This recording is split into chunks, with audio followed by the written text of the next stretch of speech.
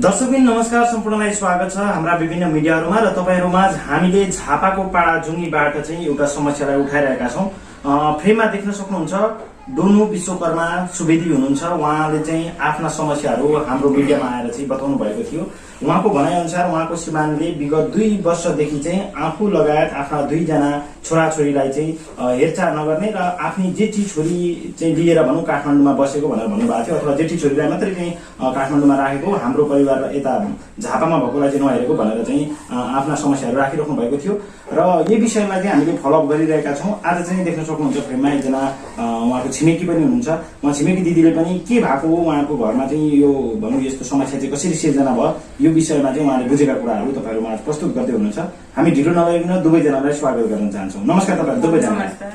हामी यता दिदीबाट गयौँ है त।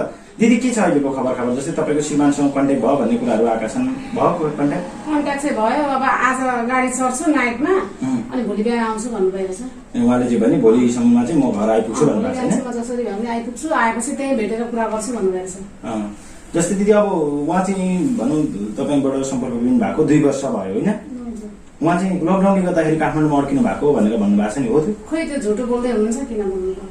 भनेपछि त्यो विषयमा तपाईले जानकारी छैन, तपाईले कन्ट्याक्टै भएन विदेशबाट आएपछि? मलाई केही थाहा नै थिएन। अहिले चाहिँ ढाँटे हुनुहुन्छ।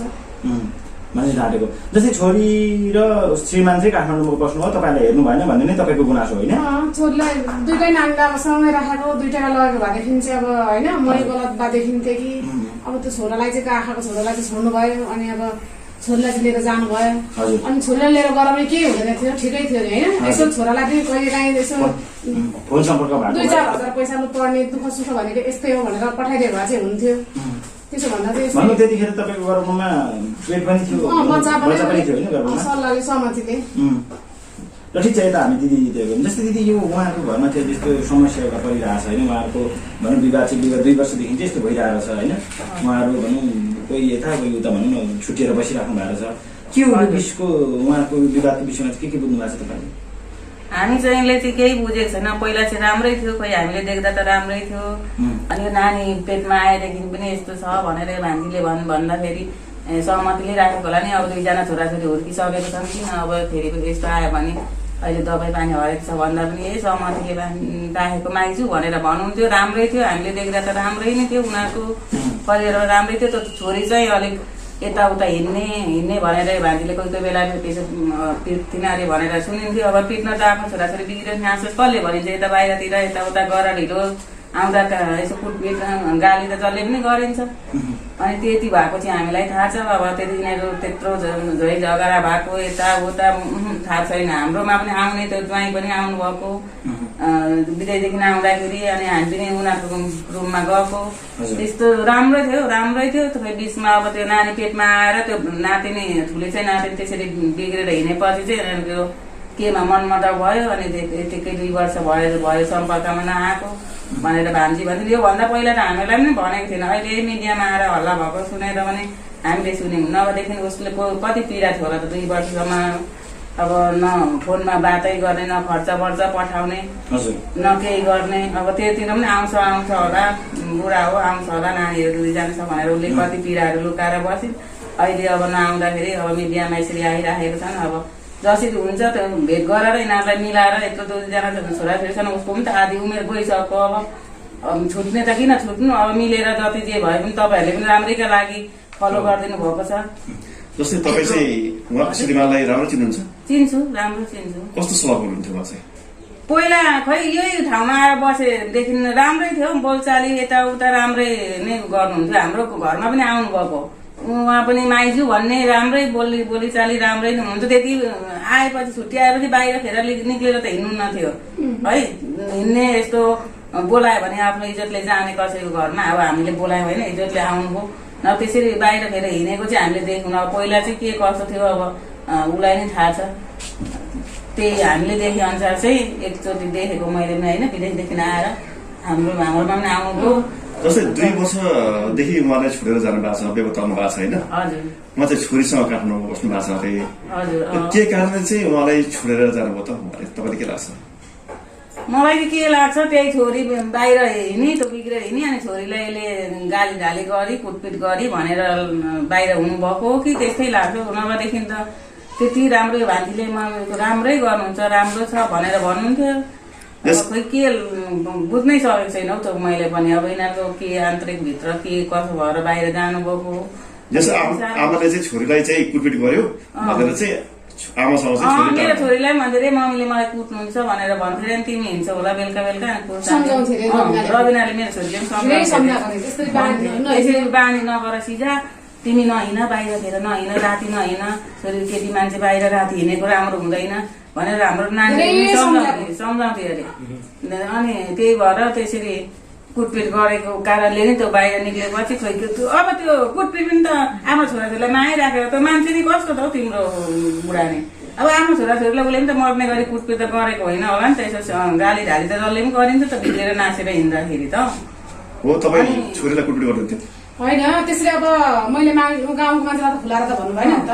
कहिले कहाँदेखि ल्याउने कहिले बिर्तामोडदेखि ल्याउने कहिले धरानदेखि ल्याउने त्यसरी ल्याउँदाखेरि चाहिँ अबदेखि हिँड्ने कि नहिँड्ने भन्दा म नहिँड्ने भन्थेँ होइन। फेरि भोलि पनि त्यसरी नै खोजेर ल्याउनु पर्थ्यो। अनि म पिडिदिन्थेँ क्या गालामा दिन्थेँ। कहाँ जान्थ्यो छोरी चाहिँ कहाँ कोही बेला बिर्तामोडको होटलदेखि ल्याउँथे ऊ कोही बेला गाउँैभरि पहिला हिँडेर गाउँकै केटासँग हिँडेको केटाहरूसँग यो डिम्पल होटेलमा बसेर त्यसो गर्दाखेरि आमालाई ढाडालाई जिउँदै किल्चेर मारेपछि त मेरो इज्जतै सबै फ्याँकेपछि माइतीको गाउँमा बसेर माइतीको मान्छेले फेरि मलाई के भन्छ त। अनि गाउँमै मुखै देखाएर चड्कान चाहिँ देखेँ है मैले। म भोलि कानुनमा पनि गरौँ त्यो चड्कान देखेँ बदलामा आमा बाबुलाई नै छुट्याउनु यो बदला लिनु त मलाई। जस्तो तपाईँले त माया गरेर होइन छोरी छोरी अहिले 13-14मा पढ्छ। अब ऊ म्यानेजर के पढिरहेछन् हो त्यस्तै हो। छोराछोरी आफ्नो भनिँदैन त जसको पनि अर्काको छोराछोरी राम्रो बाटोमा लागोस् भनिन्छ नि। बाहिर सुत्ने अब हामी चाहिँ म चाहिँ बेलुका सुतेको बेला ढोका खोलेर बाहिर भाग्ने अनि गाउँकाले चाहिँ फल्ना ठाउँमा देख्दा पनि भिसेन अनि पिटिदिन्थ्यो क्या। म जो छोरीको भविष्य राम्रो होस् भनेर तपाईँले सुधार्नु लागि चाहिँ पिटेको त्यो पनि मेरो गल्ती भएछ। मैले सम्झाएर गर्नुपर्ने रहेछ। मेरो मूर्ख बुद्धि मैले जब कुट्दा लाइनमा आउँछ कि भन्ने हिसाबले मैले कुटेँ। म उसलाई त्यो अब होइन मैले माफ माग्नु पर्ने छ माग्दिनँ। साह्रै कुट्नु भयो त्यस्तो होइन चड्कान लगाइदिन्थेँ म सुनेको कोही कोही बेला। जस्तो अब तपाईँको श्रीमानसँग 2 वर्षदेखि सम्पर्क भएको थिएन होइन भर्खर सम्पर्क भएको छ उहाँ आउँदै हुनुहुन्छ होइन के छ त अब तपाईँहरूको चाहिँ अब कसरी अगाडि बढ्ने तपाईँले योजना बनाउनु भएको छ? उहाँले नै आएरै भन्नुभएको छ मलाई चाहिँ थाहा छैन। अब मैले चाहिँ अब सबै त्यो दर्शकहरूलाई म चाहिँ के भन्छु भने हिजो चाहिँ म किन रिसाएको थिएँ हजुरले मलाई 1-2वटा मान्छेहरूले मलाई कमेन्ट नराम्रो पनि गर्नुभएको रहेछ होइन। किन गर्नुभयो भन्दाखेरि चाहिँ उहाँ श्रीमान चाहिँ हजुरले नबुझी कमेन्ट गर्नुभयो मलाई। उहाँ श्रीमान चाहिँ म यहाँ झापामा छु उहाँ विदेशबाट पनि आएर लुकेर काठमाडौँ आउनुभयो। काठमाडौँ आएर थाहा दिनु भएन। म यहाँ झापामा छोराछोरीसँग मसिना छोरासँग बसेको मान्छे काठमाडौँदेखि झापा आएर मलाई नभेटिकन उहाँ कहाँ भेटा गएर चन्द्रगढीमा गएर डाइरेक्ट डिभोर्स हाल्नु भएछ। मसँग पहिला सल्लाह गर्नु पर्थ्यो नि त। त्यही भएर चाहिँ मैले रिसाएर अलिकति चर्को बोलेको छु त्यो हजुरहरूले बुझ्नु होला होइन। अब पहिला मसँग आएर बस्नु पर्थ्यो नि त सल्लाह गर्नु पर्थ्यो। अनि किन चाहिँ उहाँ एकैचोटि जानुभयो भनेर म रिसाएँ। हजुरहरूको यसरी नराम्रो कमेन्ट नगरिदिनु होला होइन। मैले पनि आफ्नो श्रीमान हो अब बेइज्जत गर्न चाहन्छु। जस्तो अहिले तपाईँले कुरा राख्नुभयो नि श्रीमानले चाहिँ तपाईँलाई चाहिँ डिभोर्सको मुद्दा हाल्नु भएको छ हालिसक्नु भएछ मैले बुझेँ। अनि हालिसक्नु हुँदा चाहिँ मैले त्यही भएर चाहिँ रिसाले चाहिँ म जस्तो अब श्रीमान श्रीमती बीच कुराकानी हुनु पर्यो होइन जस्तो कसरी बढ्ने भन्ने सल्लाह नभइकन अनि एकतर्फी उहाँको खुसीले मात्रै डिभोर्स त हुँदैन नि त। उहाँले श्रीमतीलाई पहिला पनि ल्याएर छोड्नु भयो फेरि मलाई पनि त्यसो गर्नुभयो त्यो मिल्दैन। अब गर्नुभयो त उहाँको लागि थाहा होला होइन। जस्तो तपाईँले अन्तर्जातीय विवाह गर्नुभयो होइन त्यसकै कारण यो समस्या उत्पन्न भएको हो। पानी दिएर मलाई राम्ररी अब रानीले जस्तो गरेर राखेको थियो। जब त्यो छोरीले अब के गरे होइन त्यो छोरीलाई यहाँदेखि निकालेदेखि चाहिँ मेरो सम्बन्ध बिग्रेको। म आज पनि यही भन्छु भोलि पनि यही भन्छु। त्यो छोरी राम्रो थियो भने त त्यो छोरी राम्रै खालको मान्छे रहेछ भने त म बाबुलाई लिएर चन्द्रगढ डिभोर्स गर्न किन गइल भन्नु किन गइ त त्यो छोरी त आमा बाबु त बाबा हजुर त मम्मीसँग जानु सल्लाह गर्नु भनेर पठाउने कि बाबुलाई चन्द्रगढ लगेर डिभोर्स गर्ने भन्नु त। मैले हिजो चाहिँ डिभोर्स गर्न लागेको भन्ने कुरा आएको छ त्यो हो। तपाईँहरू पत्रकार भाइहरू सबैजना गएको थियो नि त सबैले थाहा पाउनु भयो नि त। छोरीले बाबु छोरी आएका थिए यहाँ डिभोर्स गर्न कागज गरे भनेर भनेको त हिजो तपाईँहरूले पनि सुन्नुभयो होला। तपाईँ छोरी उमेर चाहिँ कति छ अहिले? छोरी अब अहिले 18 वर्ष। कतिसम्म पढेको? 10 पढाएको मैले यहाँ स्टार्ट बोर्डिङ स्कुल 10 पढाएको जस्तै दिदीले बुझे अनुसार चाहिँ छोरीको व्यवहार कस्तो थियो थोरै भनिदिनुहोस् त तपाईँको चाहिँ उहाँको छोरीको छोरीको व्यवहार पनि खोइ ठिकै थियो र त उसले मम्मीले नि भन्नुहुँदैछ त बेलुका बेलुका हिँड्ने होटेलतिर जाने अनि मैले यसरी ल्याउँथेँ अनि कुटपिट गर्थेँ नहिँड्ने यसरी मान्छेको छेउमा मान्छेले के भन्छन् जस्तै होटल चाहिँ किन जाँदो रहेछ त खान्थेँ अरे मलाई त थाहा छैन मलाई त खाने पनि थाहा छैन मैले पछि मात्रै थाहा पाएको होइन अब उहाँ रुम लिएर म बसेको थिएँ उहाँ सुत्नु मान्दिनँ थियो क्या मसँग यहाँ आमा घरमा सानोदेखि राखेको यो माइती घरमा अनि यहीँ सुत्न आउँथेँ क्या अनि यहीँ सुत्न आउँदाखेरि अब पुऱ्याउन आउँथ्यौँ पुऱ्याउन आउँदा एउटा कतिखेर निस्केर जान्थ्यौँ म त गोठाला लाग्न सक्दिनँ नि त घरमा लिएर छोडेर गएको छोरी कतिखेर भाग्छ भने थाहा हुँदैन नि त अनि गाउँकोले चाहिँ बिहान सुनाउने क्या तिम्रो छोरी त फल्ना ठाउँमा पुरै बाटोमा सुतिरहेको थिएँ ऊ फल्ना ठाउँमा गएको थिएँ ऊ फल्ना ठाउँमा केटासँग गएको थिएँ भन्दा अनि म चड्कन चाहिँ दिन्थेँ क्या गालामा यस्तो चड्कन लगाइदिन्थेँ किन यस्तो गर्छिस् जहिले जहिले किन बदनाम गर्छिस् कि तैँले मलाई मर भनेको म के गर्न खोजेको तैँले मेरो इज्जत ख्याले कि भनेर म चड्कन दिन्थेँ उसले त्यही बदला लिएको अरू चाहिँ मैले केही गरेको छैन अब उसले त्यहाँ त्यसको लागि त्यसले मलाई अब नराम्रो नराम्रो आफ्नो छोरा चाहिँ अहिले पनि मेरो छोरी हो नि त होइन अहिले पनि आएर त अब भोलि बाउ मसँग आएर बस्यो भने त म यस्तो फुपूले त मलाई त्यतिकै पाल्दिनँ नि त बस्ने त आमा बाउ हो नि त भोलि त सारा मैले दिनुपर्छ नि त त्यो बाउले त अहिले पैसा पेलिरहेको छ र पो फुपूले राखिरहेको छ नि त होइन भन्नु त अब भोलि बाउ मसँग आएपछि त सबै मैले गर्नु पऱ्यो त फुपूहरू त्यतिकै हेऱ्यो भने त ल मलाई मुखमा थुकिँदै पनि हुन्छ तपाईँहरूले यो छोरीलाई मैले हेर्नु पऱ्यो नि त जस्तो अहिले तपाईँले चाहिँ यहाँ एउटा काके बच्चा र एउटा छोरा सहित यहाँ बसिराख्नु भएको छ होइन कसरी परिवार चाहिँ चलाउँदै हुनुहुन्छ अब यस्तै हो दुःख सुख 2 वर्ष भयो श्रीमानले तपाईँलाई हेरेका छैनन् होइन न पैसा पठाउँछन् होइन अभावमा कहिले छोरा बिरामी हुन्छ उपचार गर्न नसकेर रोइराख्नु भएको पनि हामीले देखेका छौँ के हो त कसरी चलिरहेको कहिले काहीँ अब यहाँ चाहिँ माइती गाउँमा चाहिँ आएर त्यति धेरै मैले अब दुःखै गरेर बनिने चाहिँ गरेको छुइनँ होइन तर नारायणघाटमा बस्दा चाहिँ अर्का घरमा भाँडासाँडा मोलेर के कति गरेर अलिअलि जम्मा पैसा थियो त्यसैले अलिअलि खर्च चलाउँछु अब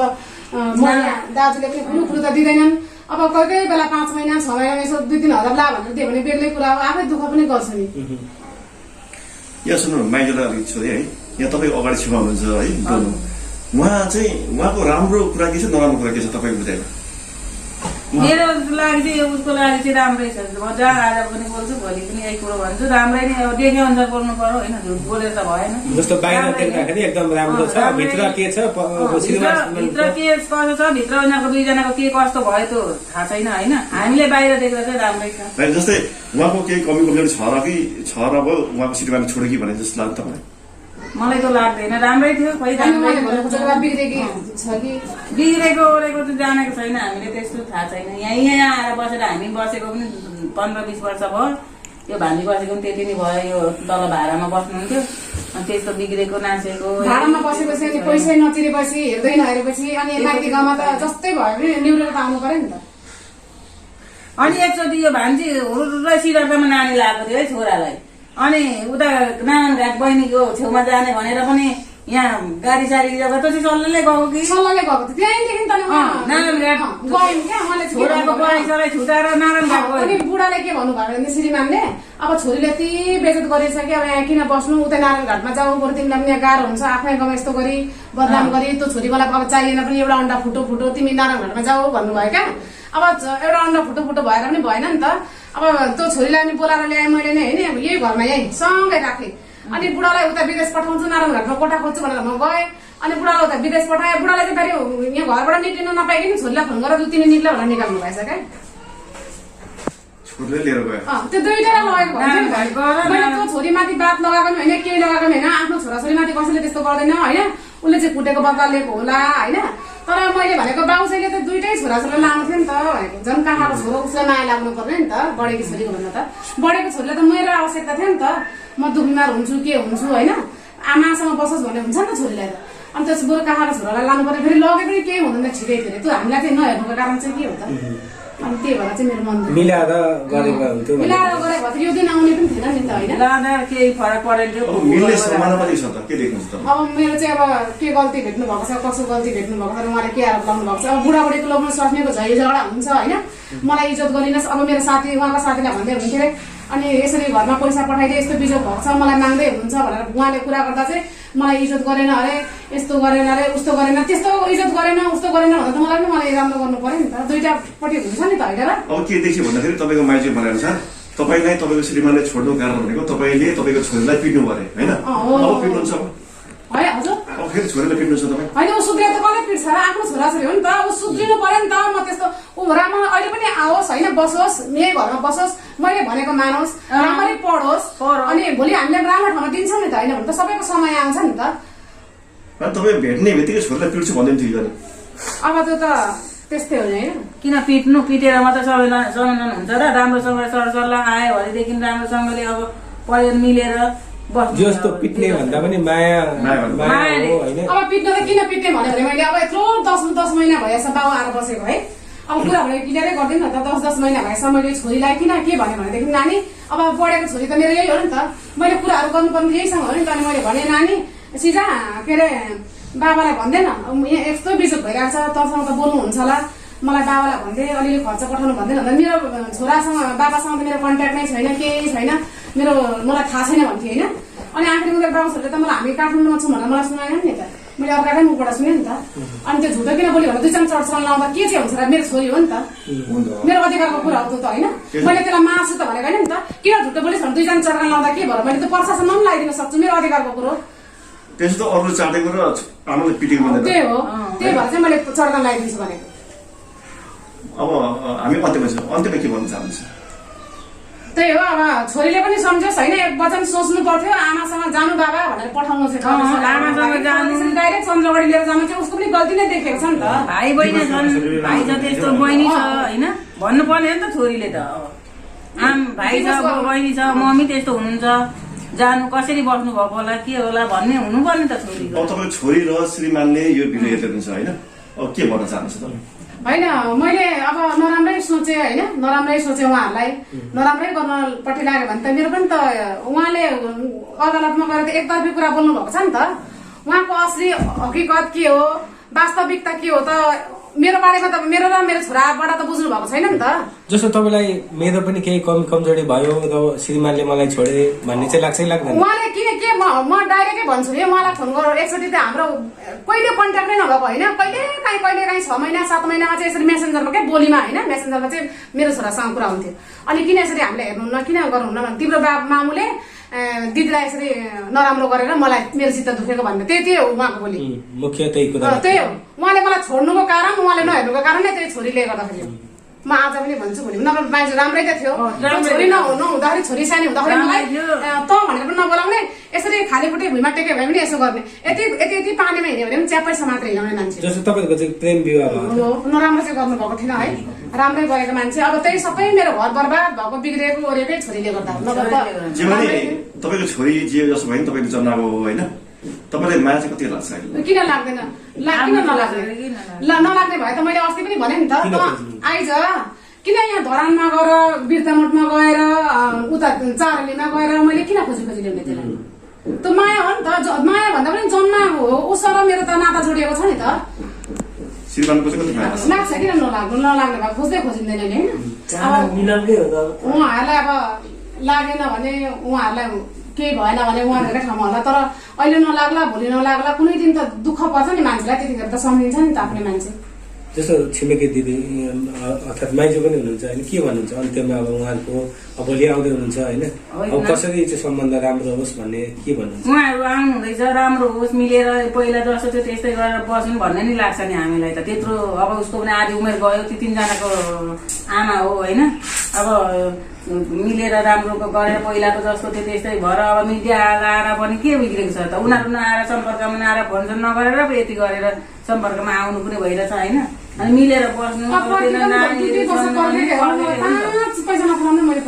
अनि नानीहरू अब 2-3 जनाको आमा हो अब उहाँले भन्नुभएको छ है भिडियोमा झुटो बोल्नु भइरहेछ नि त मैले सिधा थानामा पढ्दाखेरि त माइजू ज्वाइँलाई त फोन गरेर सिधा यसरी थानामा पऱ्यो भनेर हामी सबै सन्तानै गरेर निकाल्नु गएको हो नि त तर उहाँ बोलेको र नबोलेको त मेरो ज्वाइँहरू पनि बोल्छ नि त मलाई केही पनि जानु त्यस्तो झुटो बोल्नु हुँदैन क्या मान्छेबाट तपाईँले हामी 2 जनामा कसले झुटो बोल्दैछ कसले सत्य बोल्दैछ भने तपाईँहरूको आँखाले त पुरो समात्न सक्नुहुन्छ नि त्यसरी चाहिँ झुटो नबोल्नु भन्छ मलाई मैले चाहिँ सत्य नै बोलेको छु मैले मिडिया लाउन खोजेको पनि थिएन मिडिया लाउनु तपाईँको इच्छा मिडिया लाउने भन्दा पनि मान्छे आइदिएको इच्छा थियो तर उहाँले गर्दा बाध्यता पर्यो मलाई मिडिया लाउनु फोनमा बातहरू भएर खर्चबाट मिलेर आउँदैन थियो मैले 2 वर्ष पर्खेकै त हो हैन दर्शकबिन त्यतिखेर हामी झापाको कमल गाउँपालिकाबाट यो विषय उठाइरहेका छौँ र यस अगाडि पनि हामीले यहाँका भिडियोहरू तपाईँहरू माझ राखिरहेका छौँ र हामी यस घटनाको निरन्तर रूपमा फलो तपाईँहरू माझ राख्नेछौँ र आज अन्त्यमा हामी छौँ र तपाईँ दुवैजनालाई धन्यवाद